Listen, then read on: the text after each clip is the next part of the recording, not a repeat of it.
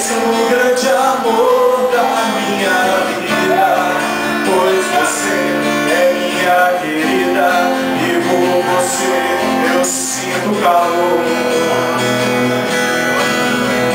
Aquele seu chaveiro escrito ali ainda hoje me comove, me causa imensa dor.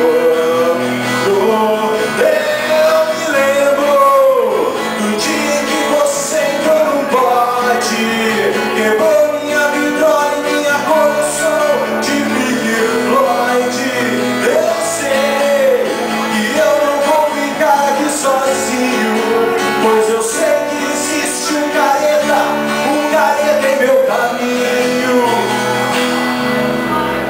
Nada me interessa nesse instante, nem o tom cavalcante que ao teu lado eu curtia na TV.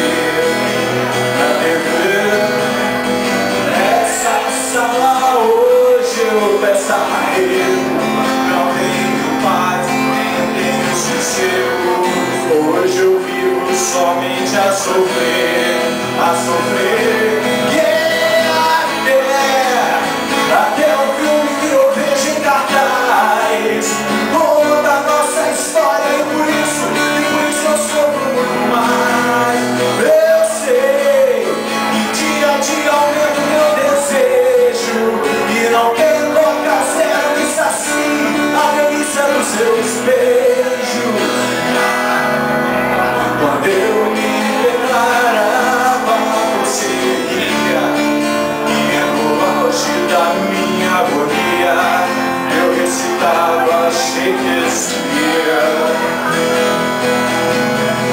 Não posso sentir cheiro de lasanha, me lembro logo das casas na banha, onde íamos nos divertir.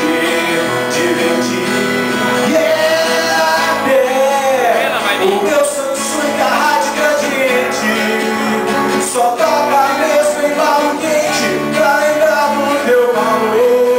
E então eu vou ter com a moçada na Sandrinha, mas pra eles é careta se alguém fala de amor. Na faculdade de engenharia, numa aula de energia, em frente ao professor, eu tive um chilique desgraçado. Eu vi você surgindo ao meu lado, no cabelo do colega Agenor. E